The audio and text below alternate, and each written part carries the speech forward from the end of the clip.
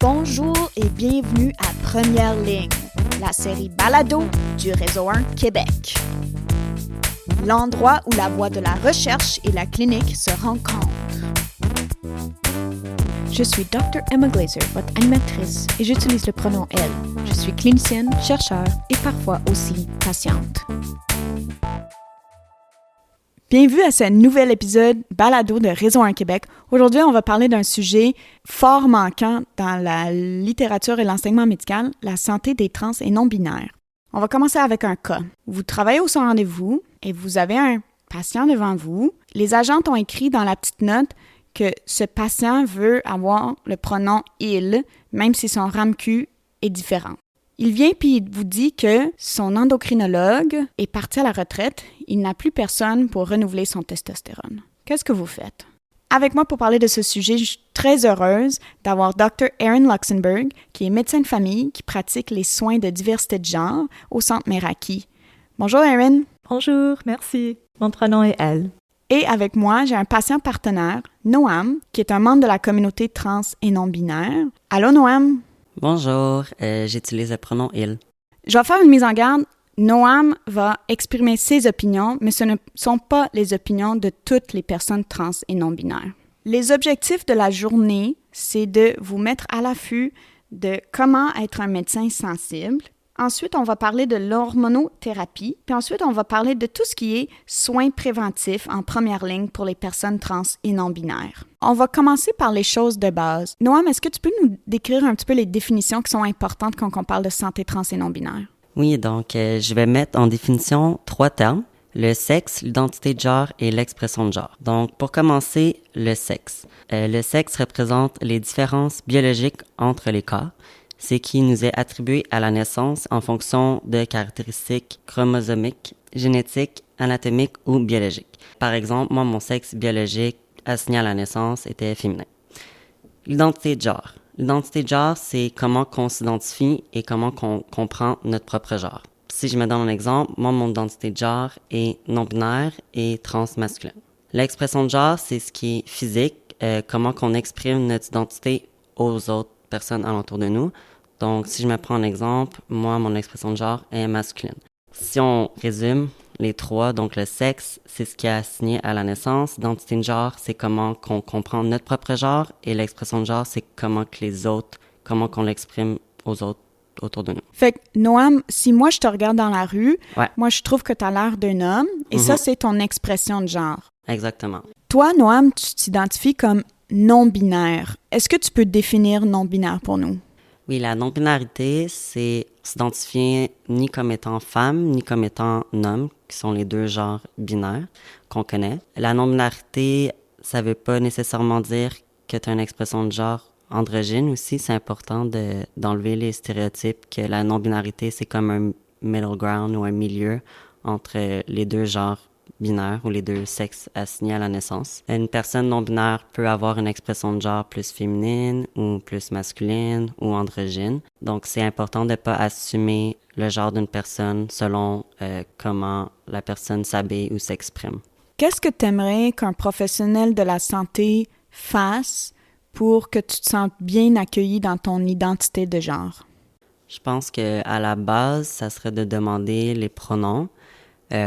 Si ça peut être dès la première rencontre, c'est idéal, mais il n'est jamais trop tard pour demander les pronoms. Ça peut même être une question qu'on demande plusieurs fois pour être sûr que ça n'a pas changé. Puis ça montre une belle ouverture de demander est-ce qu'on utilise encore les mêmes pronoms ou... C'est bon aussi de présenter comme ses propres pronoms avant de demander à une autre personne. Je trouve que ça envoie comme un beau message d'inclusion et non de comme mettre trop d'attention sur la personne. Plusieurs groupes communautaires m'ont déjà dit qu'ils aimeraient ça, que les professionnels de la santé, à chaque rencontre, disent « Moi, je m'appelle Dr. Glazer, mon pronom, c'est elle ».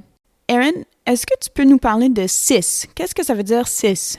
Alors, cis, c'est quand ton identité et ton sexe à la naissance est concorde. Comme en chimie, on avait cis et trans, donc on se souvient tous de ça. Donc, les molécules cis, ils sont concordants. Je pense que c'est un bon moment de décrire des autres définitions.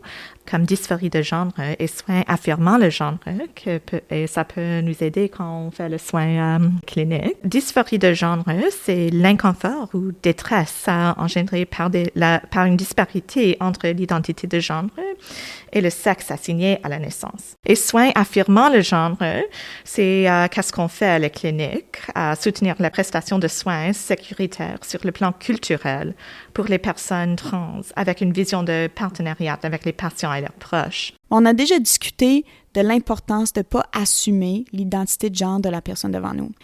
En médecine, il y a beaucoup de choses qui sont reliées au sexe de la personne. Puis là, Dr. Luxenberg vient de nous décrire le terme dysphorie. Quand on parle des parties génitales ou des parties de sexe qui ont une connotation soit très féminine ou masculine, ça peut être un moment évoquant la dysphorie de genre pour les personnes trans et non-binaires. Donc, comme médecin ou comme professionnel de la santé, c'est un moment où il faut utiliser notre jugement pour être capable de discuter de ces choses-là de façon sensible avec les patients. Noam, est-ce que tu as un exemple de comment on pourrait parler de façon sensible lorsqu'il faut discuter des parties de corps? Je pense que, un peu comme qu'on vient de nommer, c'est important de dissocier les parties du corps, dont les organes génitales, au genre. Donc, on peut utiliser juste par les noms, mettons, puisque tu es une personne avec un utérus. Des fois, on peut sentir un malaise, comme moi, je suis une personne avec une expression de genre masculine, de me faire demander un test de grossesse, il y a comme des malaises. Donc, juste de nommer l'organe sans associer le genre à cet organe-là, ça peut vraiment aider.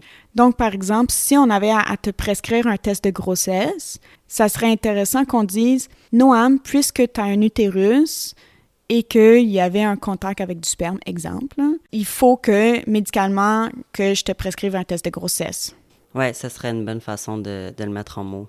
Puis, une des choses que tu avais dit auparavant, lors de notre discussion, c'était de dire ces choses-là sans malaise. Parce que parfois, nous, le médecin aussi, on peut se sentir malaisé parce qu'on ne veut pas mettre la personne mal à l'aise. Oui, je pense qu'en utilisant les termes médicaux comme ça l'enlève la charge malaisante qui est liée au genre. Puis aussi, puisque vous êtes comme les professionnels de la santé, c'est normal d'utiliser des termes biologiques. Puis nous, on le sait, les organes qu'on a, on sait que ça va faire du sens. Et juste pour donner un peu plus de l'information sur ça, moi, à Meraki, j'ai plusieurs patientes qui préfèrent des différents termes aussi, comme des fois, au lieu des seins, des patients préfèrent le terme poitrine. Aussi, avec la communauté anglophone, j'ai des autres exemples. Au lieu de vagin, trou ou hole est préféré par des patients. Alors, c'est très important de juste poser la question à tes patientes avant qu'on continue avec l'entrevue. Quand on prend soin des personnes trans et non-binaires, c'est pas juste nous dans le cabinet qui vont voir. Ils vont voir les infirmières, les secrétaires, etc. Quels sont les changements qu'on peut faire au niveau de notre clinique pour être plus inclusif? Oui, j'aime beaucoup parler à ça. Des changements qu'on a fait à Meraki, et je promote ces changements des autres cliniques aussi pour rendre ça plus LGBTQ+ friendly, c'est certainement avoir des toilettes non genrées dans la clinique. C'est vraiment plus confortable pour des patientes. Aussi, une autre chose qu'on peut faire, c'est d'avoir des affiches avec des personnes trans et non-binaires dans la clinique aussi. Et aussi, une autre chose qu'on peut faire, c'est avoir une alerte dans le DME pour utiliser le pronom et les noms choisis des patients. Oui, ça, c'est quelque chose que j'ai apprécié de mon médecin de famille. Elle a mis mon prénom que j'utilise entre parenthèses à côté de mon nom. Donc, à l'intercom, quand il m'appelle, ou même sur mes prescriptions maintenant aussi, j'ai mon prénom comme choisi parce que j'ai pas encore fait le changement de nom.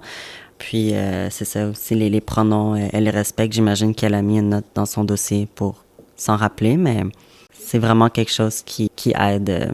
Oui, et comme ça, c'est plus facile pour tout le monde dans la clinique et aussi les secrétaires aussi. Tout le monde qui voit le DME, ça peut aider beaucoup les choses. On va pas parler en long et en large de tous les papiers bureaucratiques que les personnes trans et non-binaires doivent faire, mais il faut juste être au courant qu'il y a plusieurs étapes bureaucratiques pour changer le nom de façon légale. Ces personnes-là se heurtent à un système qui parfois peut être long et difficile et qui ne comprennent pas leur réalité. Donc, d'être à l'affût de ça, d'être sensible à ça, puis effectivement de faire un effort d'appeler les personnes comme elles veulent être appelées. Maintenant, j'aimerais ça qu'on parle de soins infirmant le genre et on va commencer avec l'hormonothérapie. Je veux juste dire ici que notre but n'est pas nécessairement que vous deveniez tous des médecins ou des IPS qui prescrivent des hormones, quoique on aimerait beaucoup ça parce que les listes d'attente sont extrêmement longues et l'accès à ce genre de soins se fait rare. Mais ici, on veut juste que vous sachiez c'est quoi les traitements et c'est quoi les effets secondaires pour ensuite être capable de faire un counseling adéquat lorsque ces patients-là viennent dans votre bureau. OK, on va commencer avec l'hormonothérapie masculinisante et ça, c'est le testostérone. Alors, tous les médicaments qu'on va discuter aujourd'hui, c'est des médicaments qu'on sait déjà comment utiliser en général, mais c'est juste utilisé dans une différente façon. Comme on peut imaginer, le but du traitement avec le testostérone, c'est la virilisation. Alors, le développement des caractères sexuels secondaires masculins. Par exemple, le développement d'une voix plus grave, arrêt de menstruation, augmentation de la taille du clitoris, augmentation de la masse musculaire et développement de pilosité faciale et corporelle. Très important quand on fait le consentement éclairé avec les patients, c'est de parler des changements permanents et irréversibles et réversibles. Par exemple, la voix plus grave et augmentation de taille de clitoris, ce sont des changements permanents. Alors, même si on arrête le testostérone après quelques années, le voix ne va pas changer. Aussi, juste un mot avec le testostérone très important, c'est que c'est pas un contraceptif. Alors, même si on a un arrêt de menstruation avec le testostérone, c'est possible de rendre enceinte. Alors, on doit faire attention pour ça. Un counseling contraceptif est toujours de mise avec tous nos patients qui ont une possibilité de tomber enceinte. J'aimerais aussi parler des contre-indications et des risques associés avec le testostérone. Je vais juste nommer quelques-uns qui sont importants. Comme on vient de parler, grossesse ou allaitement, c'est une contre-indication pour être sur le testostérone parce que c'est un tératogène et supprime la production de lait. Aussi, cancer, sensibles aux hormones sexuelles sont aussi des contre-indications. Et allergies, certainement. Quelques risques aux effets secondaires, c'est l'acné quand on commence le testostérone. Alors, c'est très important de juste parler de ça avec les patients et avoir un plan si ça arrive. Calvitie masculine aussi et changement de libido, c'est quelque chose qui arrive. C'est très important d'avoir une discussion. Oui, donc moi j'ai une expérience avec l'acné. J'avais fait plusieurs traitements de comme crème et oral recommandés par mon médecin de famille. Mais quand j'ai vu mon endocrinologue, elle savait tout de suite que je devais aller sur l'Accutane puisque ça n'allait pas partir seulement avec les crèmes que j'utilisais. J'ai dû aller voir un dermato. Encore là, le docteur n'était pas informé en santé trans. J'ai dû faire de l'éducation, expliquer. Puis, avec l'Accutane vient le test de grossesse, puisque c'est extrêmement dangereux. Tu peux pas tomber enceinte si tu es sur ce médicament-là. Donc, la prochaine étape, c'était de faire des prises de sang, donc aller au CLSC, puis refaire la même éducation avec les infirmières du CLSC. Donc, à chaque étape, il y a toujours une charge émotionnelle qu'on doit porter et faire avec le personnel de la santé qu'on rencontre. Même si tu n'étais pas en contact avec du sperme. Exactement. Je pense que c'est un point intéressant que lorsqu'on prescrit des médicaments tératogènes, il faut qu'on se pose la question, est-ce que la personne devant moi a un utérus qui pourrait être en contact avec du sperme? Exactement. Ça, c'est des très bons termes à utiliser. J'aurais été vraiment plus confortable de me faire demander ça que le malaise de chercher les mots de comme je dois te faire passer ce test-là, je m'excuse, j'ai pas le choix. Je pense qu'un des risques qui fait peur aux médecins, c'est les risques cardiovasculaires. Basé sur les Sherborne Health Guidelines de 2019, sur les recherches, on voit que les risques cardiovasculaires sont équivoques. Les facteurs de risque cardiovasculaire doivent être gérés en lien aux directrices nationales. Alors, ça veut dire que quand on prend le testostérone, ça n'augmente pas le risque cardiovasculaire pour nos patientes. Quand même, on doit toujours conseiller sur nutrition, exercice, comme tous nos patients. Puis, est-ce qu'il y a un risque de phlébite? Alors, il y a un risque de polyglobulie avec le testostérone. Alors, le testostérone augmente la production d'érythropoïétine rénale et ça induit une production accrue de globules rouges dans la moelle osseuse. Alors, ça veut dire que l'hémoglobine ou hématocrite peut augmenter et ça peut théoriquement donner un risque de phlébite un peu plus élevé. Mais qu'est-ce qu'on doit faire? On doit juste monitorer les labos. Et si on voit que le hématocrite et hémoglobine est élevé plus que le niveau masculin, on peut diminuer un peu la dose de testostérone et monitorer avec les labs. Erin, est-ce que tu peux nous donner un exemple de qu'est-ce que tu dis comme counseling de consentement éclairé quand tu as un patient qui veut commencer la testostérone? Alors, quand un patient vient pour la première visite avec moi, normalement, déjà, le patient a beaucoup d'informations, a fait des recherches sur ça parce que, comme on a mentionné, la liste d'attente est 1 an, des fois à Meraki, et ça peut être un peu plus longtemps à des autres cliniques. Alors, mais avec tous mes patients, on doit faire un consentement éclairé avant qu'on commence ces médicaments. Et ça peut être différent avec des différents professionnels de santé. C'est pas régulé à chaque clinique, mais à notre clinique, on a une discussion à la première visite. Je parle des risques des médicaments et les contre-indications, mais la plupart des conversations, c'est sur les changements qui vont arriver.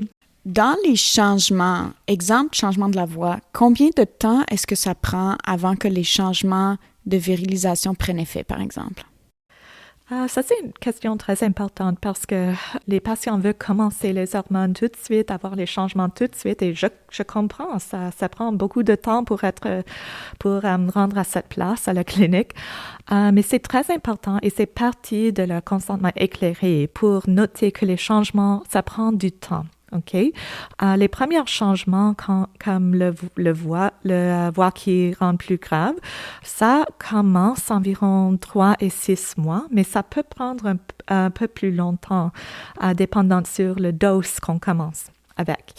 Alors, c'est juste très important de clarifier les attentes avec les patients et de dire que ces changements peuvent prendre jusqu'à 1 année ou un peu plus longtemps des fois si nous sommes sur les doses très basses. Puis je pense que c'est important pour les professionnels de la santé de comprendre aussi les risques de ne pas débuter ce traitement. On a des évidences très claires que les risques, puis c'est plate parce qu'on parle tout le temps de suicide quand on parle de patients trans et non-binaires, mais c'est inévitable. Le risque de ne pas débuter un traitement, c'est un risque de santé mentale pour ces personnes-là. Quand je parle à les professionnels de santé autour de la santé trans et non-binaire, quelque chose qui vient tout le temps, c'est les personnes sont nerveuses que les patients vont avoir des regrets avec la transition. Mais je pense que c'est important de juste discuter que le regret, c'est rare. Il y a une étude de Dutch Use of the Informed Consent Model in the Provision of Cross-Sex Hormone Therapy. Ça représente 1900 patients qui ont été traités avec le Informed Consent Model et on a vu qu'il y a un taux de regret de 0,8% avec juste 0,1% de patients qui ont réversé leur traitement hormonal. Alors, ça veut dire que le taux de regret est très rare. Alors, on doit avoir ça en tête quand on prescrit ces hormones, ces médicaments. Comme médecin qui a fait le serment d'Hippocrate, tu vas probablement faire plus de tort à ne pas débuter des hormones que de débuter des hormones et prendre le risque extrêmement faible que la personne va regretter.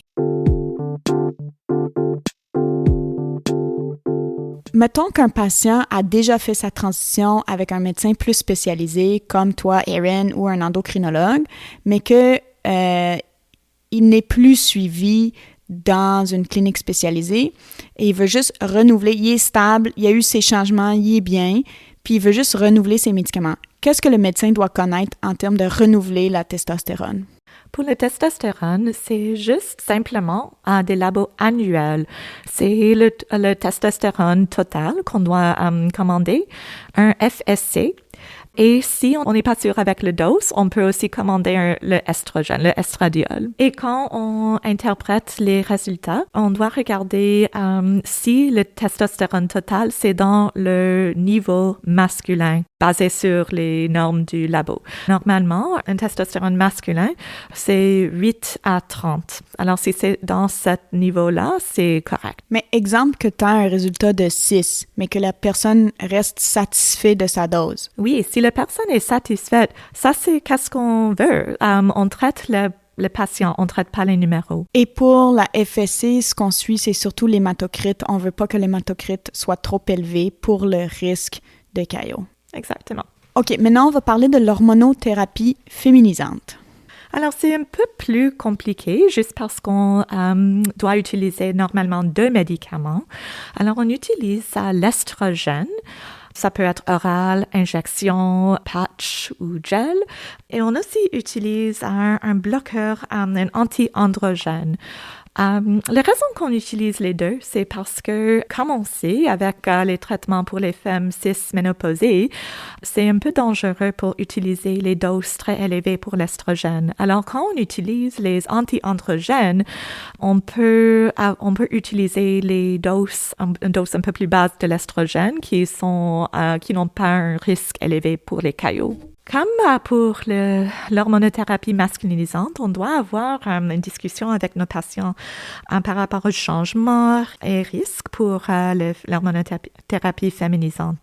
Alors, les changements qu'on veut, le but du traitement, c'est pour réduire les effets endogènes de la testostérone et d'induire les caractères sexuels secondaires féminins, comme la réduction de la masse musculaire, réduction des poids du visage et du corps, adoucissement de la peau et développement mammaire. Important de discuter, comme toujours, c'est les changements irréversibles et réversibles. Le seul changement irréversible, c'est le développement mammaire. Juste un mot sur les anti-androgènes. Les 2 médicaments qu'on utilise le plus souvent, c'est le spironolactone et le cyproterone. Pour les contre-indications pour les estrogènes et les anti-androgènes, maladie cardiovasculaire ischémique instable et cancer estrogène dépendante et surtout, comme toujours, des allergies. Pour les risques, on doit toujours penser de thromboembolie veineuse, mais comme Emma a mentionné au début, les études sont limitées pour les personnes trans. Les études sont vraiment sur les femmes cis-ménopausées. Et ça donne des résultats variables. Comme le risque pour TPP ou EP, dans les différentes études, on voit que c'est 0 à 2,5 à 4 fois augmentation de risque pour le thromboembolie veineuse.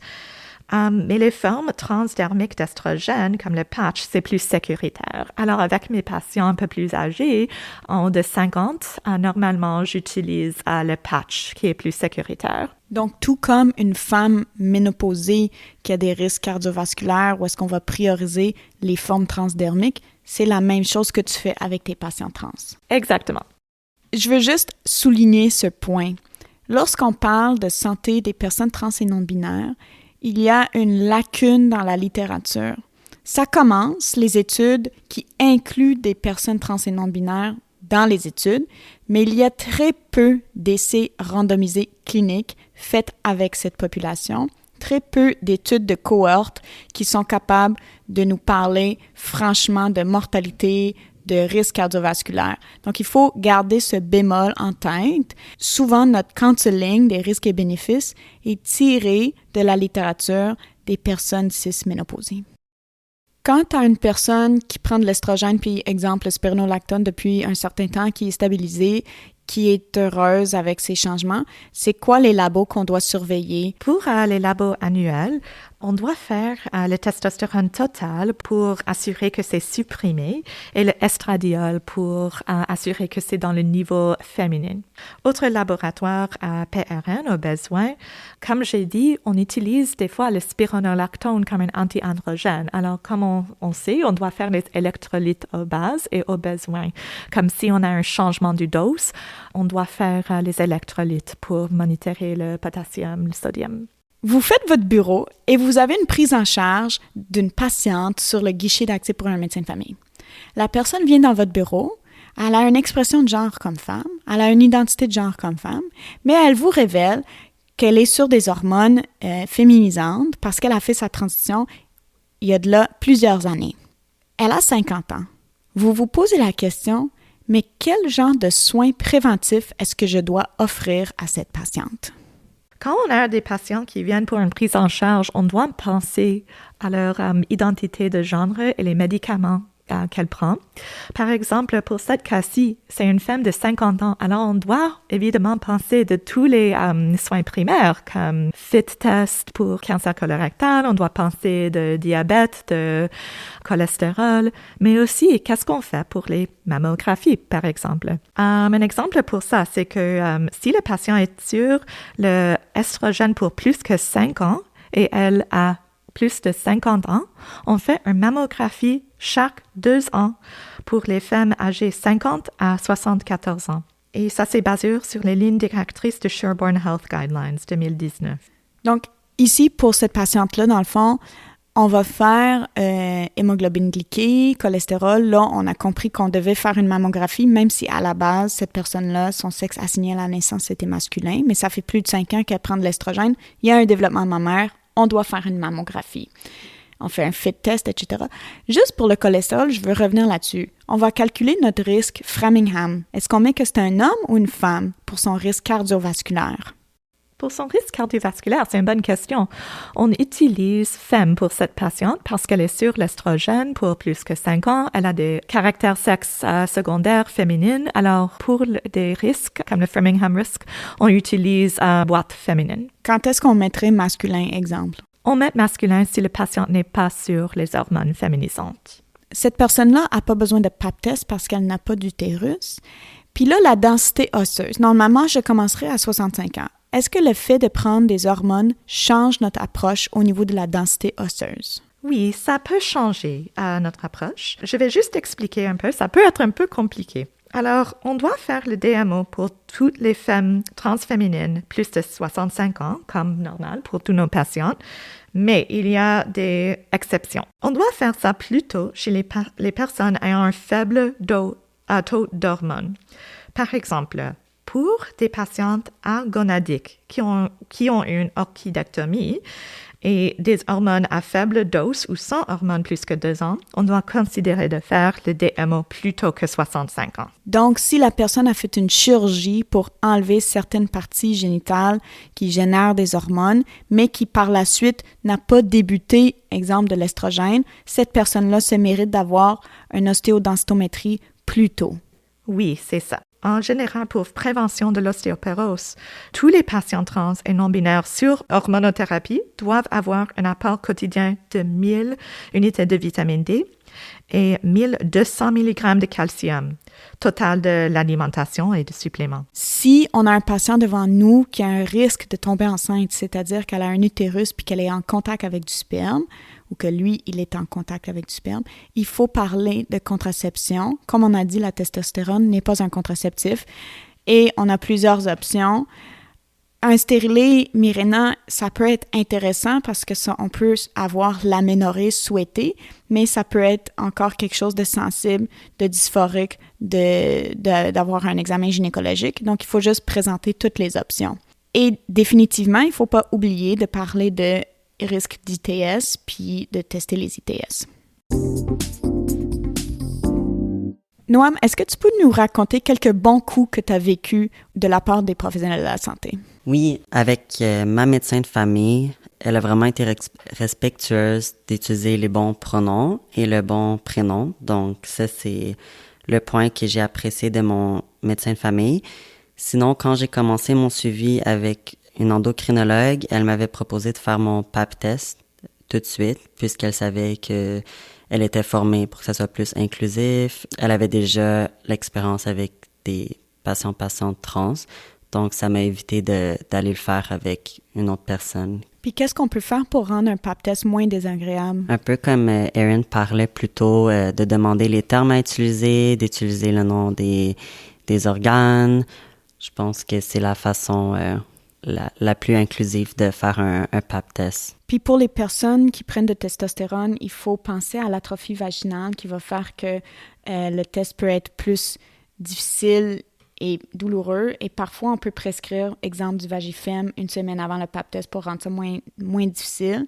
Puis, on peut utiliser de l'activant, exemple. Et beaucoup de gel aussi. Est-ce que tu as des exemples, des mauvais coups ou des choses que tu aimerais voir dans l'avenir? Le temps d'attente, ça va prendre un peu de temps avant que ça diminue, mais je pense que si les médecins de famille puissent reprendre des suivis ou commencer à prescrire, ça pourrait vraiment aider. Aussi, ça pourrait enlever le manque de relations qu'on a avec les médecins spécialistes, qu'on voit moins souvent, qui ont une moins bonne idée de notre état général de santé, puisque ça fait moins longtemps qu'on les connaît peut-être.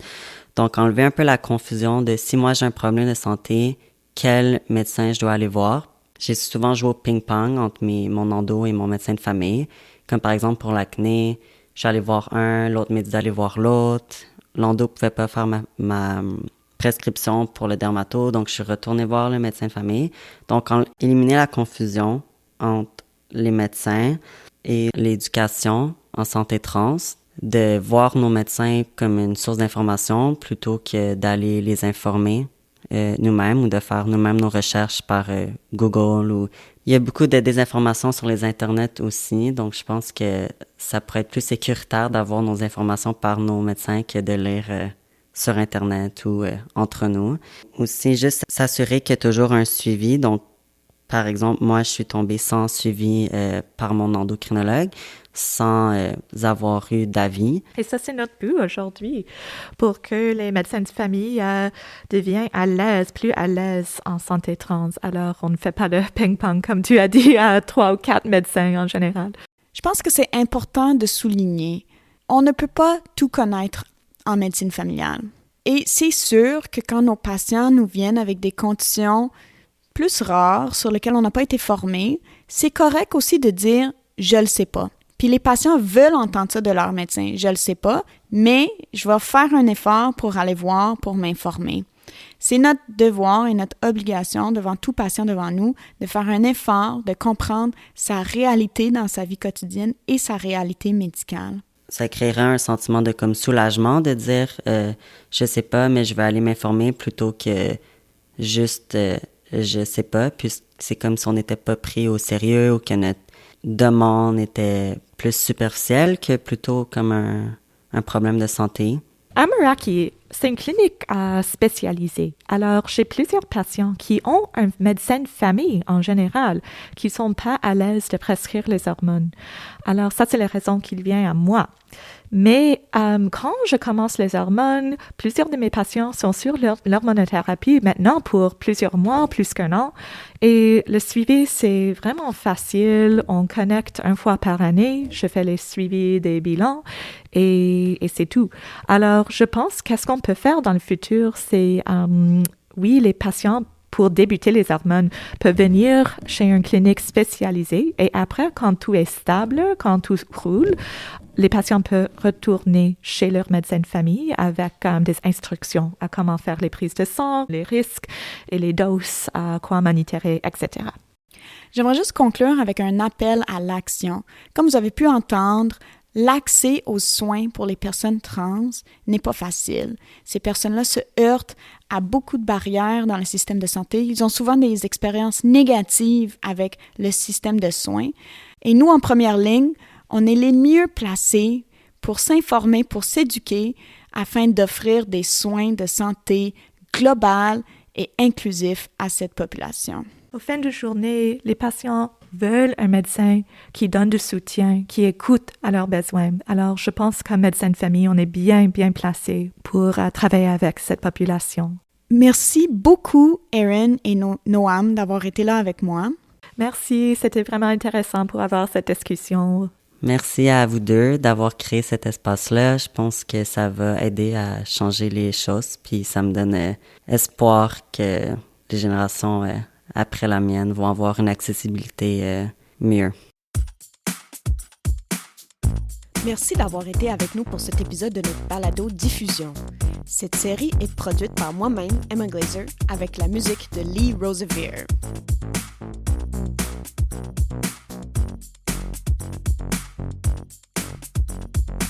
Nous sommes financés par le Réseau 1 Québec, un réseau de chercheurs, cliniciens, patients et gestionnaires qui collaborent pour produire et appliquer des connaissances visant l'amélioration des pratiques en soins et services intégrés de première ligne au Québec.